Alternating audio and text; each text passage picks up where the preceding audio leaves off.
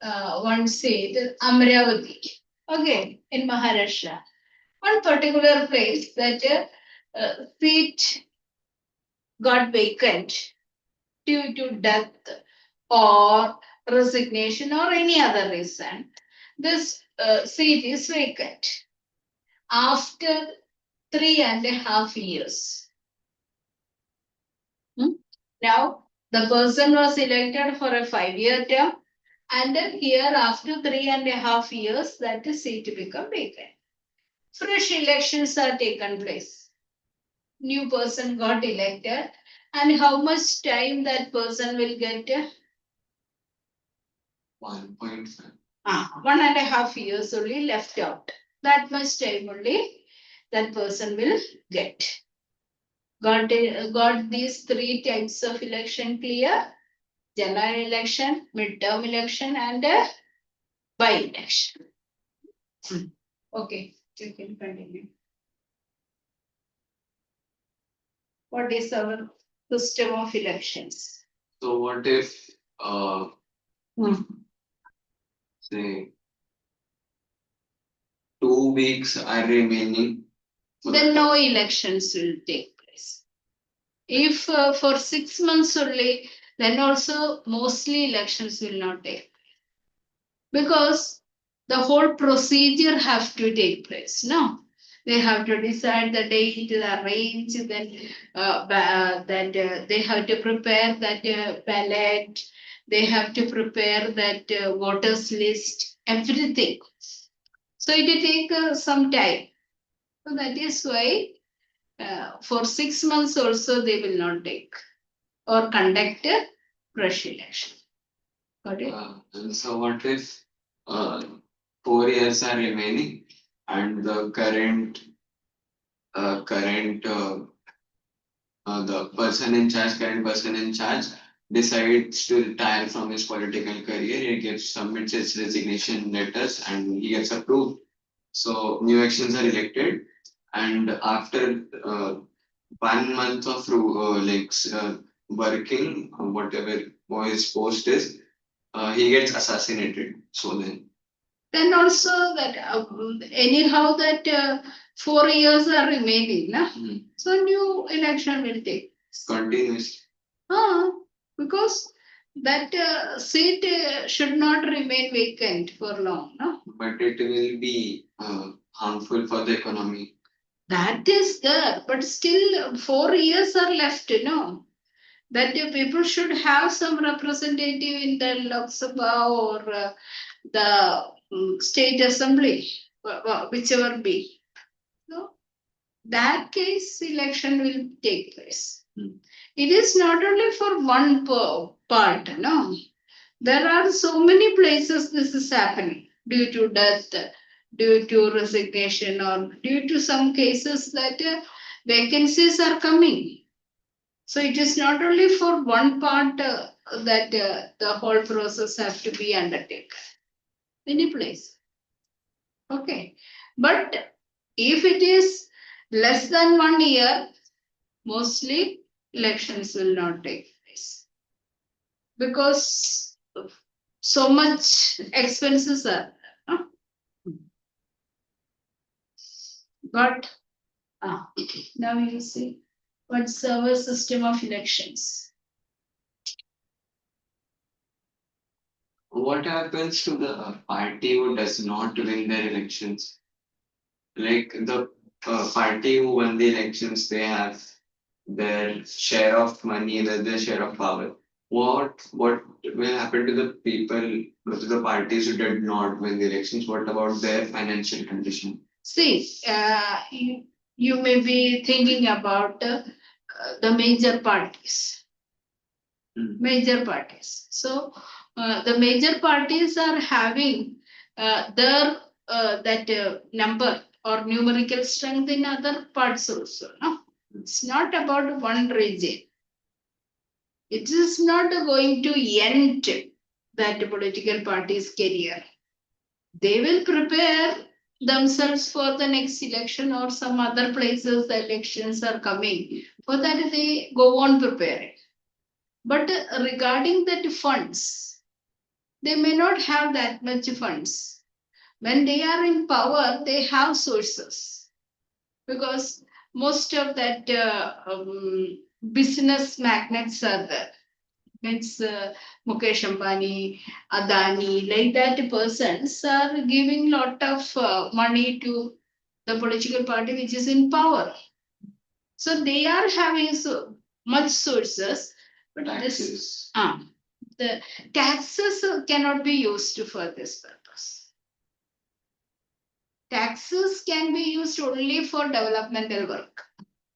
It is that, see, if you are having money, you can use it for any purpose. Taxes are not your money. It is the money of the public. It is having full details. How much money came from this? How much money come from excise, customs, or that? That is revealed in public. If they ask, it has to be. Otherwise, also, it is having some documentation. They are telling it in that budget. This much tax may come this year through these sources. This much tax may come from this source. So, budget they are presenting, they are telling which are the sources, and their expenditure also they have to tell. Understood? So, most of the source of the money for the government is taxes only. That taxes they cannot use for party activities. But I think taxes must be generating like lot of funds, like 2,000, 3,000 crores, or maybe even more than that. See, on the election itself, if Lok Sabha election is there, they have to spend 4,000 crores.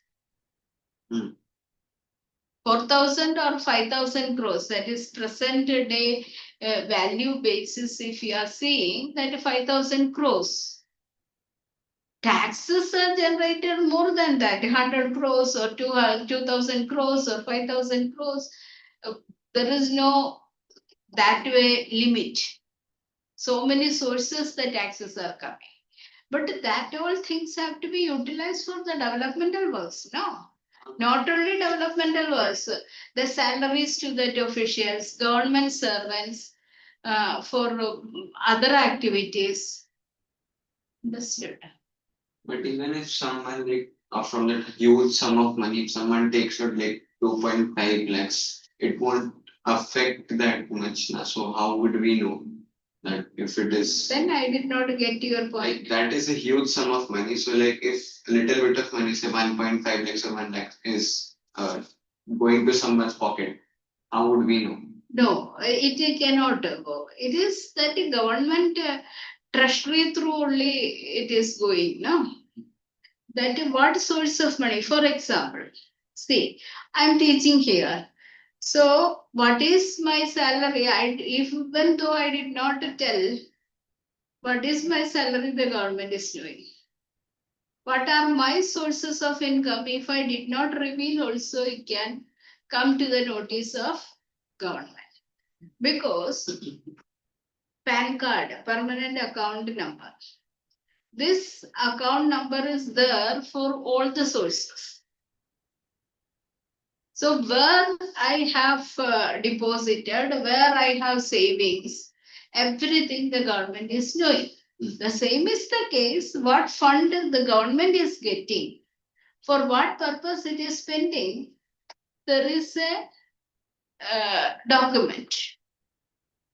Understood? It is not that 5 people are sitting and carrying out the work.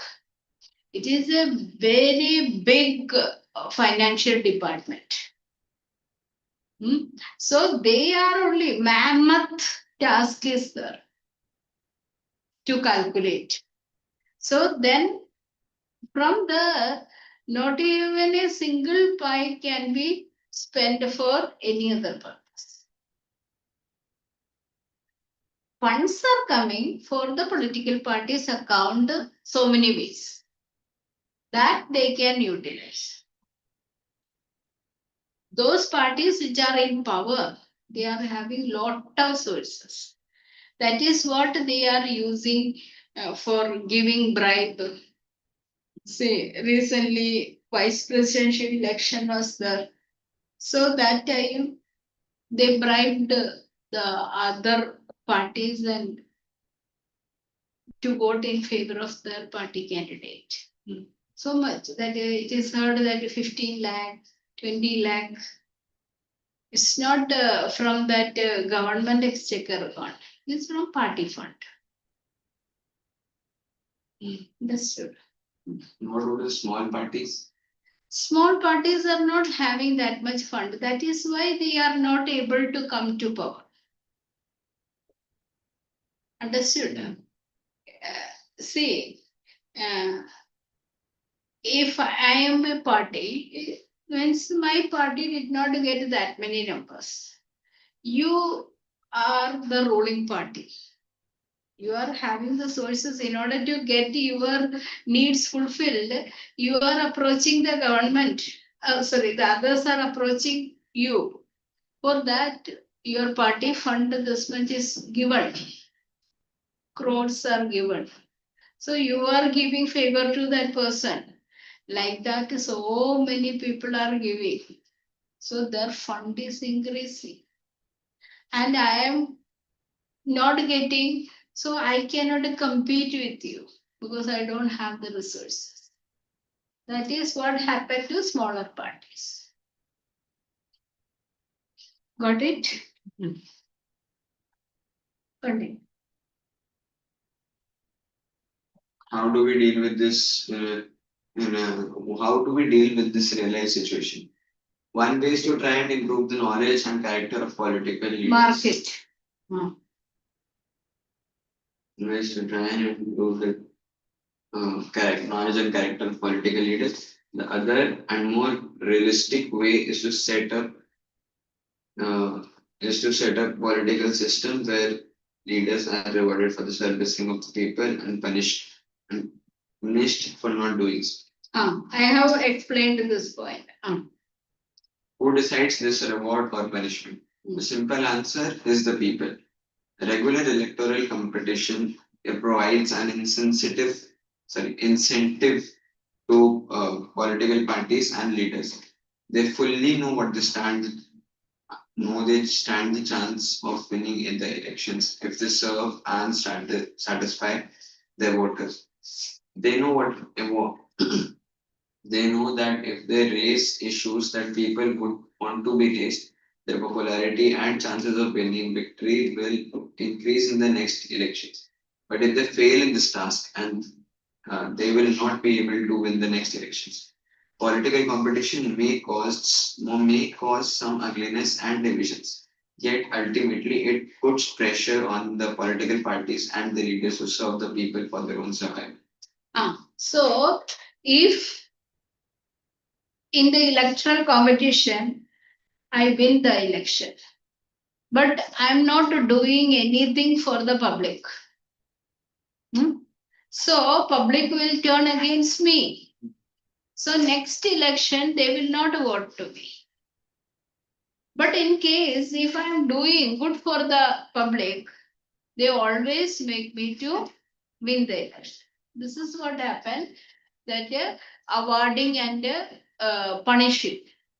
The first case I got the punishment. Second case I got a reward for doing good things. Okay. What is a system of elections? Electoral process. Lok Sabha and Vidhan Sabha Assembly elections are held regularly after every 5 years. After 5 years, the term of all the elected representatives comes to an end. The Lok Sabha or Vidhan Sabha stands dissolved. So after completing the term, it will stand dissolved. That is, it is no more. That house is no more because they have completed the full term. Okay. So during the elections, who rules the country? It is that the cabinet will have that. See, I'll tell you the example. Now, next election is going to held in 2029. No? 29. So that time we know that April, May, the elections will be held. May the government should be formed. Understood. So April itself the election processes will take place. So that time parliamentarians, that is MPs, their term will get over after that photo shoot and all. Then the cabinet will remain. Prime Minister and main ministers will remain. And then the elections also simultaneously take place. And when the last day, there is a day that new government have to be formed. That by the time elections and the results will get over. If a party get majority, then there is a chance of forming the government for that party. If there is an alliance and that alliance win the majority, then there is chance. But if there is no party get majority, then there will be hung parliament. Understood? No party is getting 2/3 majority. 2/3 majority is required. Now, what happened? The president can call that party which is having maximum number. See, in the case, 272 members are required. So one party or that is one group of party got 260.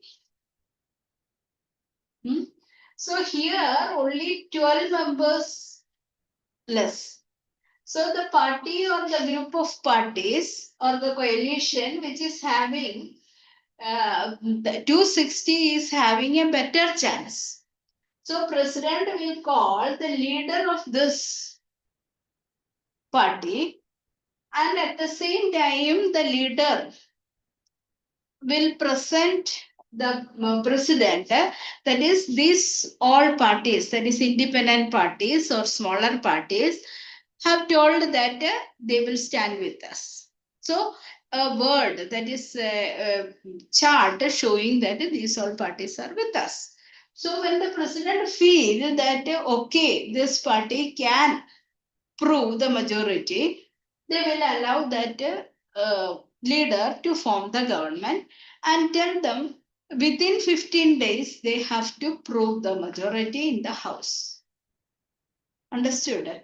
So that is what discretion of the president. The president is having that discretion to select that prime minister in case of hung parliament. Now, how many days is given? 15 days. So, on the floor of the parliament, they have to prove the majority. If they are proving that is okay, 300% support, then it is more than enough. 272 only required. Then the government will remain and they will form that ministries or cabinet and all. Understood this thing? So what is the role of the president when if it is a hung parliament? That only president. It does not have the right to rule the country. No. President is what? Indirectly elected. He is not having the direct support of the public. He is not elected directly. So, within that short time, he has to select that one prime minister, and that prime minister will be given chance to prove the majority within 15 days. Within that means that is the discretion of the president. 5 days or 10 days or whatever days, maximum is 2 weeks. Understood? So president cannot rule because he is not a direct representative. Yes. Yes, any more? Continue.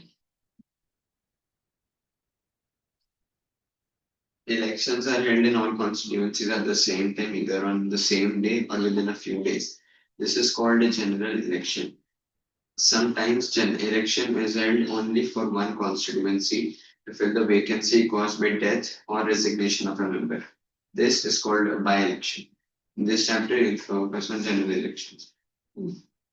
Electoral constituencies. The country is divided into different areas. So you just write constituency definition.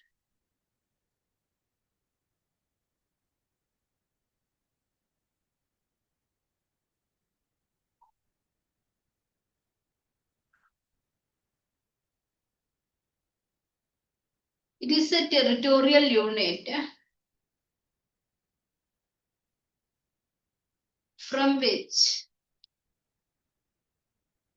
a candidate is elected.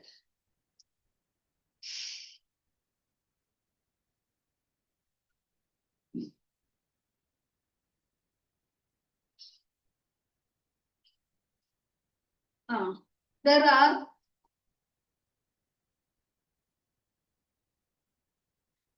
constituencies called wards.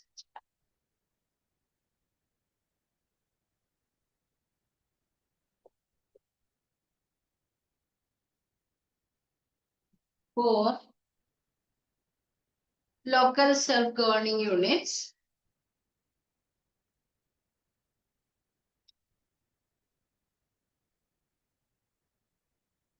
And constituencies for legislative assemblies and Lok Sabha. Constituencies for legislative assemblies and Lok Sabha.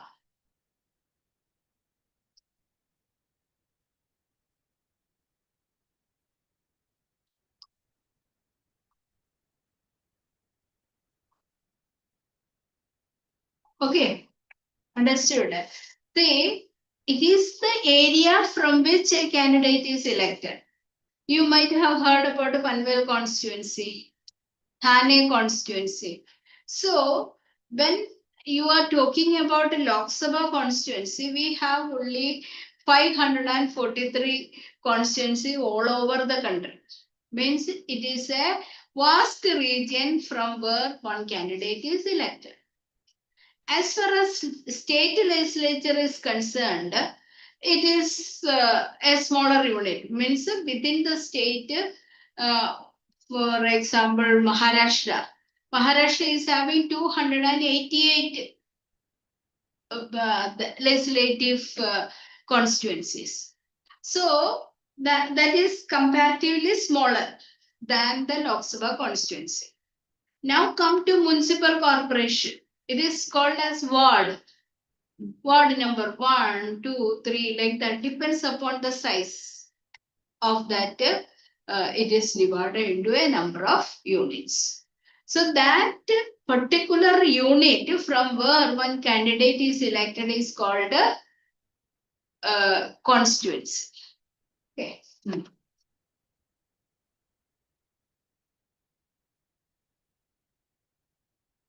Right.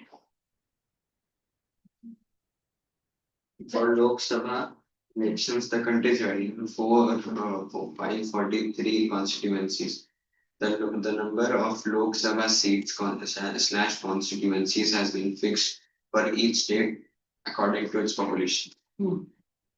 A member of parliament. About the voters who live in an area, constituency elect one representative. The representative elected from each constituency is called a member of parliament or an MP. Equal value of every vote. One of the features of a democratic election is that every vote should have equal value.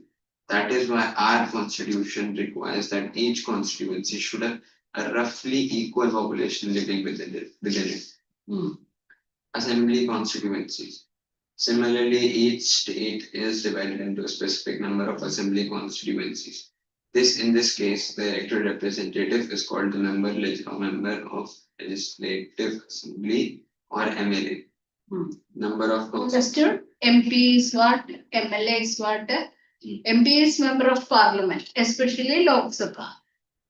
Rajya Sabha, they are not elected directly. It is indirect.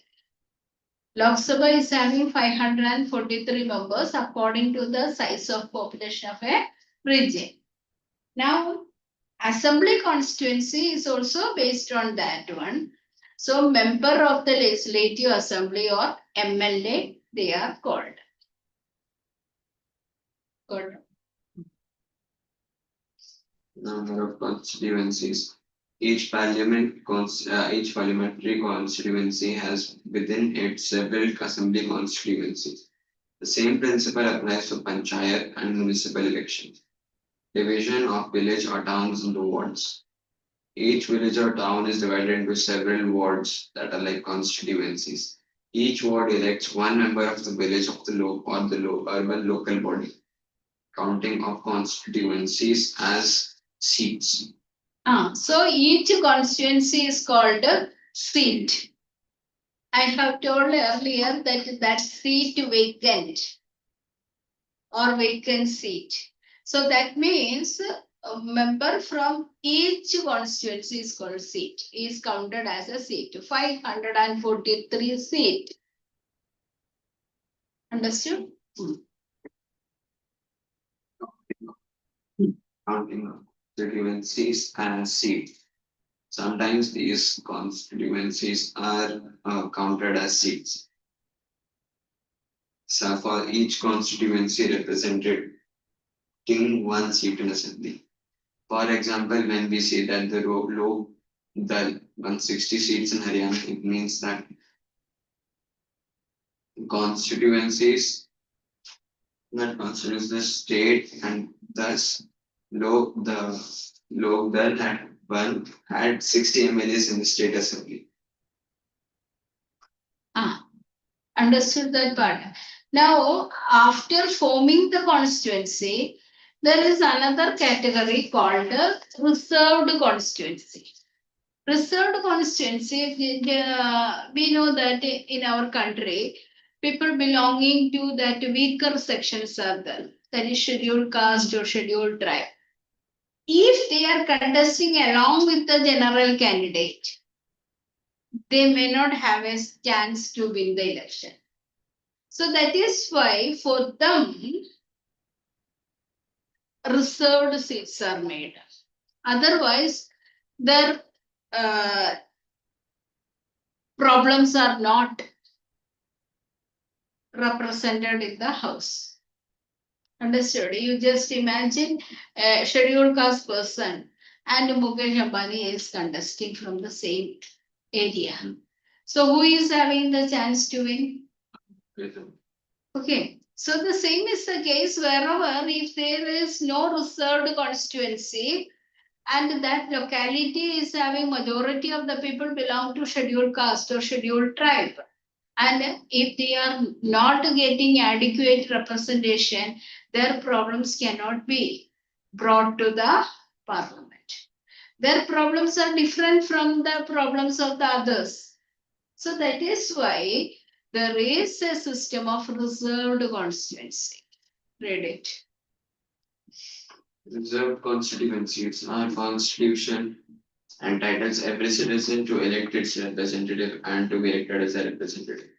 In an open electoral competition, it is possible that certain weaker sections may not stand a good chance to get elected to the Lok Sabha and the state legislative assemblies. They may not have the required resources, education, and contact to contest and win elections against others. Those who are not influential and resourceful may prevent them from winning elections. In that case, our parliament and assemblies would not have representation of a significant section of our population. That would make our democracy less representative and less democratic. The constitution makers provided for reserved constituencies for the weaker sections. Some constituencies are reserved for people who belong to the scheduled castes and scheduled tribes. In a SC reserved constituency, only someone who belongs to the scheduled castes can stand for elections. Similarly, only those belonging to the scheduled tribes can contest an election from a constituency reserved for ST. So currently in the Lok Sabha, 84 seats are reserved for the scheduled castes. Underline this. How many numbers are there?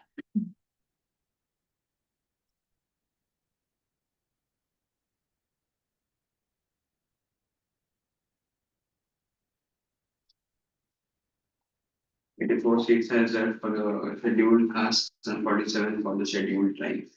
This number in proportion is in proportion to the share of in the total population. Thus, the reserved seats for SC and ST do not take the legitimate share of any other social group. So it is not to take away their share, because some regions are having majority of scheduled caste people, or some regions, especially in northeastern part of India, that is scheduled tribe people. So these people should get the sufficient representation. That is why they are not contesting in the open competition. If it is, for example, if it is a reserved constituency, only people from that scheduled caste will contest. If political parties are choosing that candidate, political parties will choose the candidates from that caste only. So they will get a sufficient representation. Got it? Thus, the reserved seats for SC and ST do not take away the legitimate share of any other social group. This system of reservation was extended later to other weaker sections at the district and local level. In many states, seats in rural panchayat, and urban municipalities and corporations. Local bodies are now reserved for other backward classes, OBC, as well. However, the proportion of seats reserved varies from state to state. Similarly, one-third of the seats are reserved in rural and urban local bodies for women candidates. So, reservation for scheduled caste and scheduled tribe in parliament and state legislatures. But when it comes to that local self-governing bodies, that is municipality, municipal corporation or panchayat, 1/3 of the seats are reserved for women also. So they are getting representation to administer. Understood? So in our municipal corporation, if you are taking this much number of women, only reserved for women candidates. So women are contesting. It can be from any political party who can win. So this is one way to give adequate representation. Take that video. Understood this part? Any doubt? Okay, you are thinking about that, na? But it is unfair because it is not unfair. No, but it makes way too easy for the STs and SCs to get into the politics. See, now you see that they also should be there in the parliament. Their problems otherwise will not be represented or discussed. So they should be represented. So it is not unfair, it is fair only.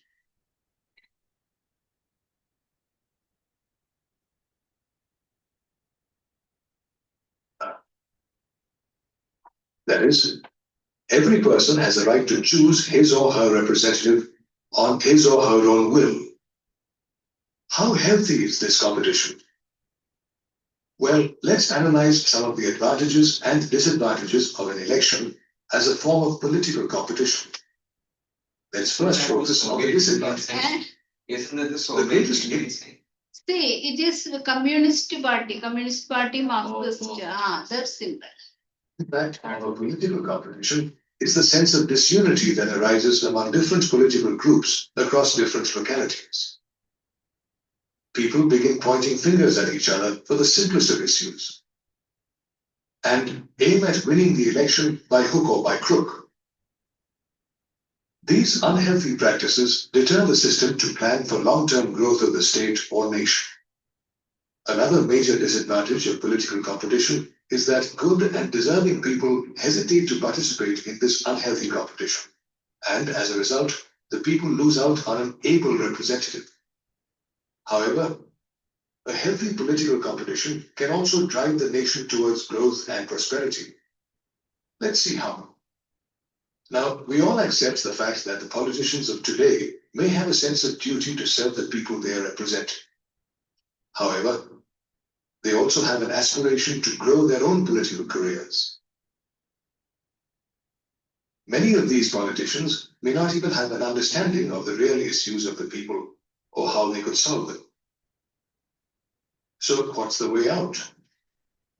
Well, one way is that we can consider educating them about their roles and responsibilities.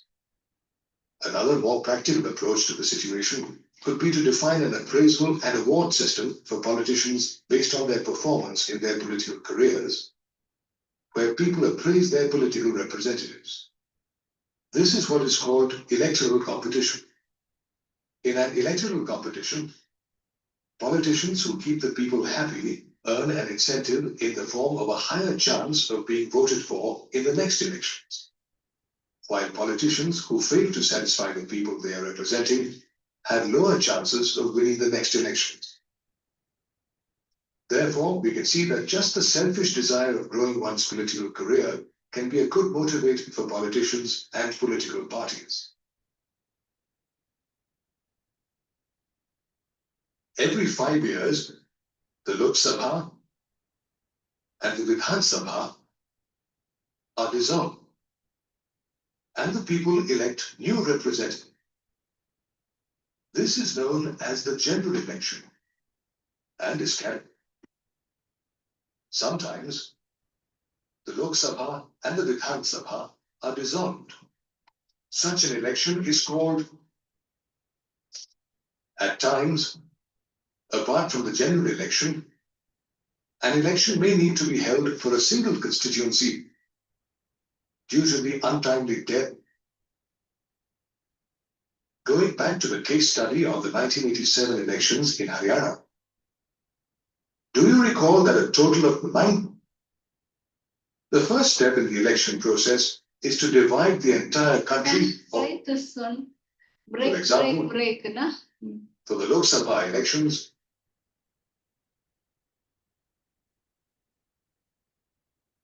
we learned that in a democratic election, people can freely contest Half the of the elections. parties swallowed. The election system in India also grew. The process of nominating the candidates for an election begins with political parties nominating their candidate. The candidate nominated by a party uses its symbol. So there is a communist party in India as well. Yes, communist Marxist party is there. The party is called CPI, Communist Party of India, and CPIM, Communist Party of India, Marxist. This Marxist was formed in 1964.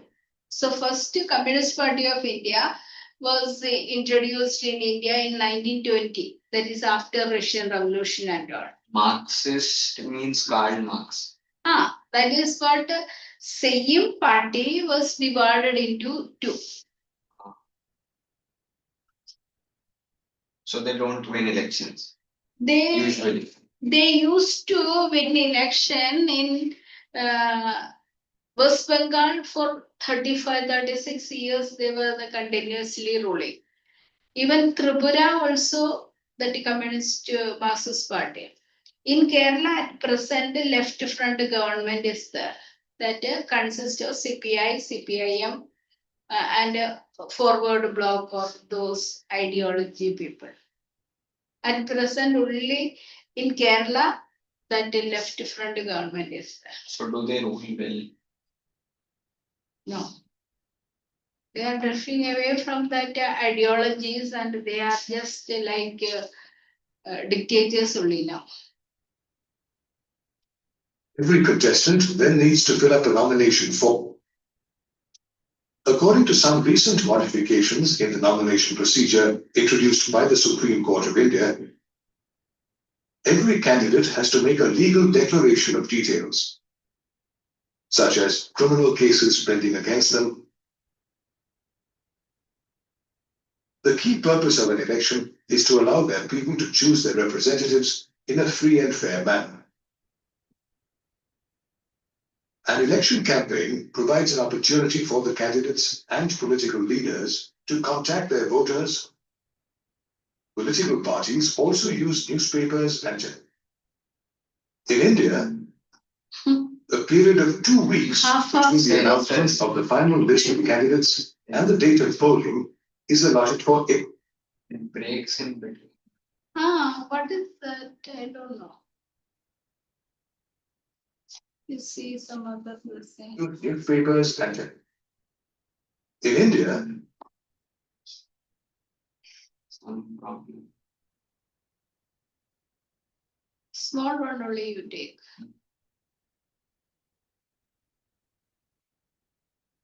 You are lost. No. Electoral politics only.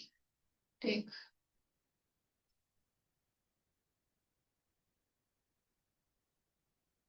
That one, how much time is there? This one.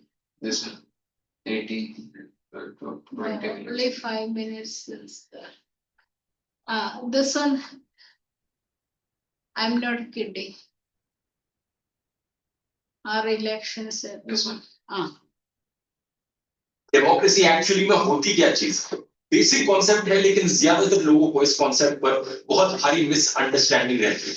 कुछ लोगों को लगता है कि अगर देश में regularly elections हो रही हैं और आप वोट डालने जा सकते हैं तो इसका मतलब देश एक डेमोक्रेटिक देश।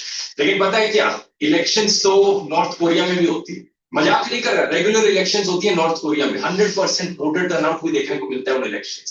लेकिन बस फर्क ये है कि अगर आप सरकार के द्वारा चुने गए ऑफिशियल कैंडिडेट के लिए वोट नहीं डालोगे तो आपको एंटी नेशनल कंसिडर किया जाता है, आपकी जॉब छीन ली जा सकती है, आपका घर छीन लिया जा सकता है। और बात अगर यहाँ सिर्फ डेमोक्रेसी शब्द की है तो नॉर्थ कोरिया देश का जो ऑफिशियल नाम डेमोक्रेसी शब्द तो उसमें भी आता है। नॉर्थ कोरिया को डीपीआरके करके पुकारा जाता है उनकी सरकार के द्वारा, Democratic People's Republic of Korea. लेकिन सच्चाई क्या है तो ये देश एक डिक्टेटरशिप। सिमिलरली रशिया को भी एक डिक्टेटरशिप कंसिडर किया जाता है, लेकिन इलेक्शंस तो वहां भी होती है। डेमोक्रेसी एक्चुअली में होती क्या चीज है? बेसिक कॉन्सेप्ट है। अगर आप लगे कोई criminal case, class 9 civics chapter number 2 first meaning of apartheid, next topic why do we need a constitution, next problems while making our constitution, contributed to the making of our constitution, role of leaders, national movements, role of Britishers, role of world events. Next, short note on Constituent Assembly, guiding values of our constitution, and short questions, constitutional.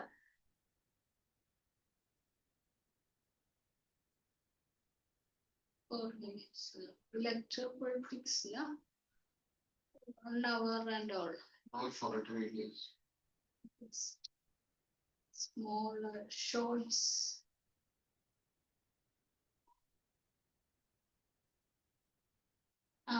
That it always.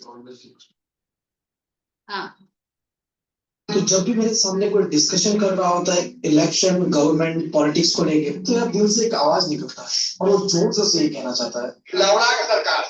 खैर वो अलग बात है कि मैंने आज तक कभी किसी से ऐसा कहा है, बट अगर तुम ध्यान दो मैंने बातों में तुम्हें कह दिया भाई। तो इस चैप्टर में हम पूरी तरीके से बात करेंगे government, politics and so on things का। ठीक है, तो हमारा पहला टॉपिक है हमें इलेक्शन का जरूरी क्यों पड़ता है। तो देखो, इलेक्शन एक डेमोक्रेटिक वही है जिससे आप अपने लीडर्स को सेलेक्ट कर सकते हो।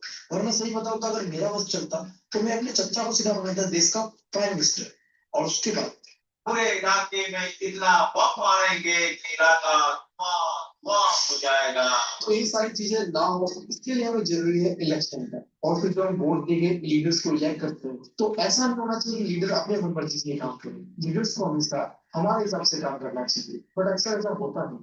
जैसे इलेक्शन पास होता है, लीडर्स कुछ भी कर देंगे हमारे लिए, बट जैसे इलेक्शन खत्म होता है, कहाँ हम और कहाँ फिर क्या करेंगे देखते हैं। फिर उसके बाद एज ए वोटर हमारे पास ये पावर, हम चॉइस कर सकते हैं कि हम किसे गवर्नमेंट फॉर्म करने देंगे। जैसे इंडिया को देख लो, इस समय बीजेपी सेंटर पे है, क्यों? क्योंकि लोगों को बीजेपी पसंद है। हाँ, सबको नहीं पसंद मुझे पता है, बट मेजोरिटी को तो पसंद है ना। और उसको इलेक्शन एक बहुत ही इंपॉर्टेंट रोल प्ले करता है ट्रांसफर ऑफ पावर। अब ये क्या है? अब देखो, इस समय इंडिया में कौन रूल कर रहा है?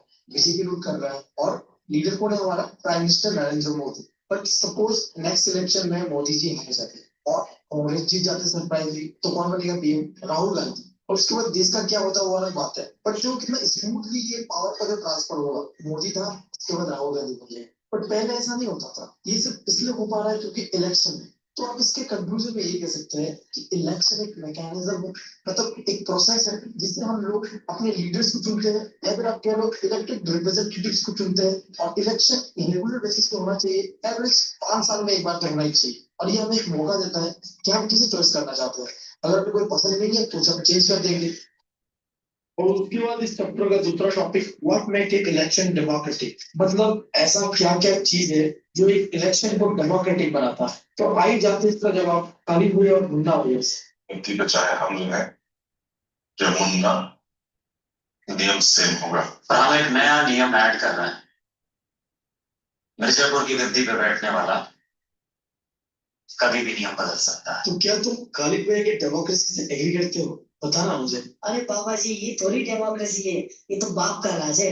आप हमें बताओ कि असली डेमोक्रेटिक इलेक्शन किसे कहते हैं? चलो तुम इतना कह रहे हो तो बता ही देता हूँ। वैसे भी भाई कॉन्स्टिट्यूशन तो हमारे दादा ने लिखा था, तो भाई थोड़ा नॉलेज तो है ही हमें उसके बारे में, बता देते हैं। तो एक इलेक्शन को तुम डेमोक्रेटिक तब कह सकते हो जब सारे लोगों को वोटिंग राइट हो, और election free and fair manner में हो, और इलेक्शन रेगुलर इंटरवल में एटलीस्ट 5 साल में एक बार तो होना ही चाहिए। और फिर जो भी लीडर या रिप्रेजेंटेटिव है उसे सिटीजन के द्वारा ही चुना जाना चाहिए।